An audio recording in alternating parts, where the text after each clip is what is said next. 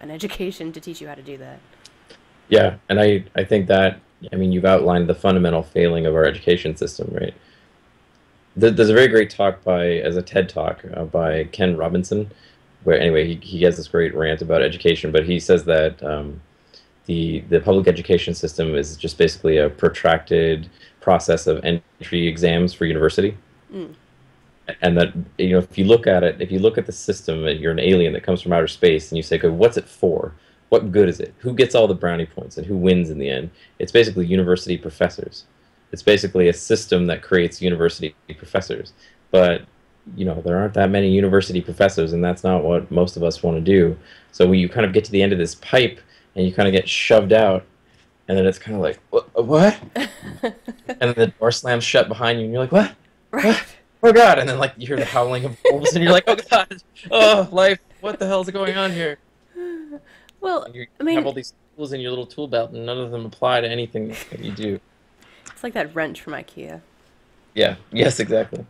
So I have an Allen wrench, guys. Guys. Right. Well, I don't know, at age 20 you can really make decisions that will impact the rest of your life on what you want to do for the next, 90 years.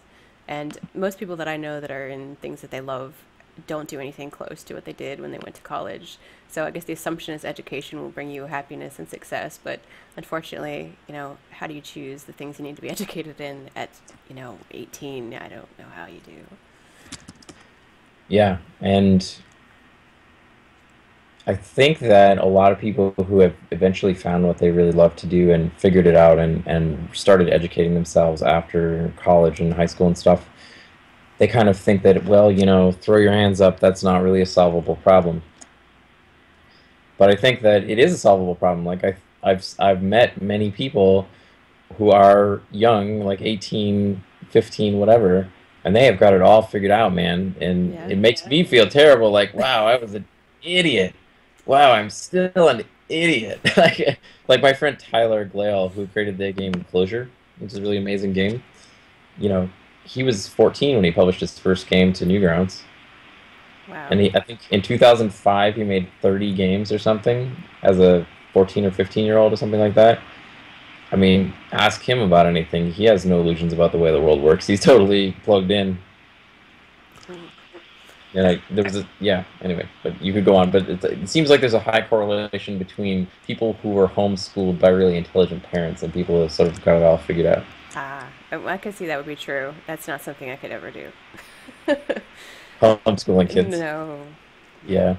that's a special Actually, talent. interestingly enough, parents who homeschool really love the Atlantis Remix stuff because of a much more severe version of the same problem. They love being Scoop and grading the homework because it's not mom who's being awful to me and is like the only person I ever interface with. It's like Scoop. It's not my dad. It's Right. Scoop. I noticed That that has phenomenon. Like, if you ever play, I know families that play World of Warcraft together, and you interact completely differently with your parent, sister, brother as an avatar in a MMO than you do, like, face to face in your house. Oh yeah, and I think it's good. I mean, I think it gives you an opportunity to explore those relationships in a safe place, and that's one of those things that games can do really well. So the other big game that we made is called The Mystery of Tiger River, and I talked about that a little bit, right? It's the Yes. one with the water quality. You know, the fish are dying in this river, and there are three different stakeholders, and you have to like test the water quality, all these different points or whatever. You can't. So you are the water quality scientist, and you have to make decisions about what to do to save this ecosystem and save these fish. And then you get to fast forward in time and see what the result of your decision was, whether or not the fish die and the park closes, or whether or not you figured it out. And then if you screw up, you just get to rewind and go do it again and try, try again, experiment some more. That's what games are really good at, right? Like that loop of failure. They make you not afraid of failure because there's no consequence. And as a result of that, you learn the system deeply interesting, in every little nuance. Like that, I put up that periodic table versus Pokemon thing, right? Yes. If somebody could make a really interesting game out of the periodic table, you know that every kid would know the whole periodic table off the top of their head because it would be usefully applied in a system that they understood and made sense to them. Um, yeah. So anyway, Well, here's the question what was I was telling you. yeah? What was the The, point the of all point that? was, that people interact differently with avatars because this is some sort of, yeah, go ahead. Oh, right. Yeah, yeah, yeah, totally. Yeah, so anyway, you can't like take a bunch of kids to a national park and then have them make important, meaningful, impactful decisions about the ecosystem of that park, but you can do it in a video game, right? It gives you that amazing freedom, and that is a huge, huge thing. It's like something we don't utilize enough, and so I don't know. I feel like there are things that could be really well taught to kids through games, and there are things that games shouldn't do. Like there are definitely things that you should be taught outside of games, but there are lots and lots of things that are taught in schools that are taught in a way that is very linearized so that it's easy for the teacher to deal with and grade Hmm. and do on a standardized test. It really should be done inside a game. Well, you I have a don't lot know. of the senses too with games. I mean, you've got the sight, the hearing. I mean, minus the smell. You've pretty much got all the senses, and everyone learns differently. So it's kind of a more encompassing way to teach, I would think. Oh yeah, totally. And I mean, we like teachers are awesome, and I can't believe they do what they do for the horrible salary that we pay them and like the terrible system that we put them in. But like, if you have 30 kids, you're gonna miss some of them, right? Like some of them are gonna learn in a way that you just are not going to be able to figure out fast enough to get them on a track where they're not horribly, horribly behind. Like it's just going to happen. But in a game, you let people self-select amongst the things that they like to do, and they don't even think about it. They don't think that they're having the game tailored to their learning style, right? Like I feel like some of the designs of some of these educational things, like I'm looking at this study island thing that you posted me. Yeah. It looks like it's an auto self-adjusting like learning tool thing that will try like if you're trying to do fractions and you keep messing up, it like feed you a bunch of information about fractions and stuff like that. Yes. And that's interesting, but I think that that needs to sort of be flipped on its head from a game design perspective, and you just give people lots of opportunities for things to do, like you would in a Skyrim or an MMO or something. And as long as they're doing something and they're self-selecting and they're able to self-select and they feel empowered to self-select the types of activities that they like, you can very easily pinpoint their learning style and you can start tailoring content to that. Like especially if we pair that with like the back end that I showed, you know, we try to draw teachers in with this sort of simple Facebook like interface and give them all these tools to cut the data about what their students are doing many, many different ways. If we pair those two things together and empower the teachers to like see what the students want to do and what they're interested in and what they're doing, then all of a sudden you've maybe given the teacher a tool to actually deal with this huge number of students that they're having to work with. Mm-hmm. Oh Mm-hmm. yeah, there it is. Okay, so here's the question that I was telling you that I wanted to ask you at PAX that I thought was Okay. unfair. Okay. Uh, I do believe that gaming can teach you a lot of things. It's a good educational tool, and you've seen the facts and the figures and everything, showing that it would be good to be integrated into schools for all the reasons we've stated. Yes. So here's a battle that I fight, and I would like your opinion on it. Okay. If gaming is an educational tool and it is something that we can say, hey, this has obviously taught someone something and changed their perspective in some way, how can we then also say that violence in gaming has no correlation to the games that we are playing or showing? Because I would like to have an answer. Obviously, I want it to go a certain way, and I tell my friends, no, no, there's no correlation between violence and gaming. And just because I am much better at first-person shooters now, because I've played them for a year, doesn't mean that I would actually be good with an actual gun in my hand, nor do I feel the inclination to go and actually shoot someone, even though I really like to kick that zombie in the head with my shotgun. Yeah. But Yeah. how do you say that if you're going to say, you need to integrate games into your educational system because these are going to, somehow present information to you in a way that's going to be, more acclimated into your brain? Like, what? How How would would you you? argue that point? Is How that would kind of you? what? How would you argue that violence in gaming there is no correlation between, you know, I guess education that could lead you towards violent acts, and you can say yet that gaming is good at education as far as factual stuff that you need to Yeah. know in school. Uh, Okay. So I'm going to give you a meta answer and then like actually answer your question. So the Yeah. meta answer is that those simplified sound bites, violent games cause kids to be violent, and all games are good for education, or games are good for teaching kids. Like we should put games in every. The problem with a soundbite like that is that it tries to simplify an extremely complex phenomenon, and that's exactly the type of problem that I was sort of railing against schools trying to teach you to look for that simple problem. And our news media does this egregiously, right? Like they always want to simplify every scientific study down to a soundbite and so on. Um, but the problem with that is it just doesn't address the underlying reality of what's happening, right? So, for example, violence in video games. Okay, so unpacking that sentence. Okay, so what does violence in children actually mean? Does it mean kids behaving aggressively? Does it mean kids roughhousing? Does it mean kids won't sit still in class? Does it mean what does it mean?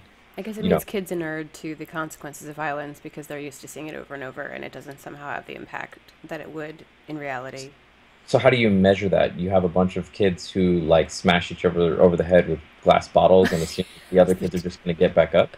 Like this is the problem, right? Because you have to really unpack what it is that you're asking there, because like child on child violence is like immeasurable. Like I don't know how you would measure that. So how would you ever draw a conclusion from it? Like it's kind of a straw man. It's impossible to measure that.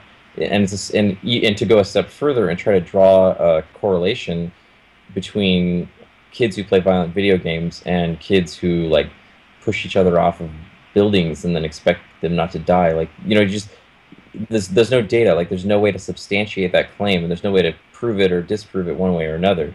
Um, Anecdotally, I can tell you that I had a lot of like emotional problems as a kid, and I used to like get in fights all the time and stuff. And violent video games were like a great coping mechanism for me because I could take out my aggression in the game. I also used to just like beat a wall with a foam bat, and that was like really awesome and like relaxing for me, right? And now I'm just like a totally chill person, so apparently that turned out well, right? Yes. But I think that there are some kids who, for whom playing violent video games can result in like aggressive violence when they get frustrated, or it can result in, if they're like totally off the rails and have no good parenting, a distorted sense of reality. But then you're really, the problem that you have there is that they have a lack of good parenting and role models, and so it's just kind of like, how can I ever answer that question in a meaningful way? Like it just simply can't be generalized that way, and that's like a really unsatisfying answer, which is why news media and people in conversation just like try to distill it down to violent video games make kids violent, yes or no, are you for or against this statement? And it's like, it's just really unsatisfying to try and answer it. What we do know is that you can train mechanical skills digitally. So actually, if somebody did a real serious study on whether or not you could train someone how to accurately load, fire, assemble, and disassemble a rifle, and how to, breathe in and hold your breath while you shoot the shot and stuff like that, like you could definitely train people how to do that in a game, and we know that for a fact because the U.S. Army has a game that trains you to do that. Aircraft So if you pilots as well, I believe, learn things that way. Yeah, and so and if you get into a modern U.S. aircraft and you're like the gunner, you have a thing that kind of looks like an Xbox controller now, which makes me feel really weird, right? Like that's good, that's really creepy. But then they also train surgeons with interactive simulations and stuff now too, and like most surgeons play a lot of video games because it keeps their reflexes sharp and allows them to kind of relax in a lower pressure environment and so on. So yeah, again, a really complicated question that doesn't have a satisfying answer, and then therefore it's hard to converse about. So I think that, yes, I think there is a correlation between, yeah. Some people in the chat are supplying, yeah. Yeah, okay, so anyway, so I guess the core of the question then becomes like, do games affect people's moral compasses? Mm. And I feel like you would, it'd be a stretch to say that playing a video game will radically distort your reality to the degree that you would think that shooting someone with a gun would not have a consequence. Like I feel like that's really, really hard to back that statement up. Unless you were indoctrinated and you played it 24/7 and no one regulated your time and you were completely unbalanced. I mean, Right, right. But then you have a whole slew of other problems that really have to do with video games. absolutely. You Like, I know, mean, you can get a room full of people to drink Kool-Aid with cyanide in it if you can convince them to do it. But does that mean that Kool-Aid kills people? Like, it doesn't really make sense. It doesn't follow logically. Hmm.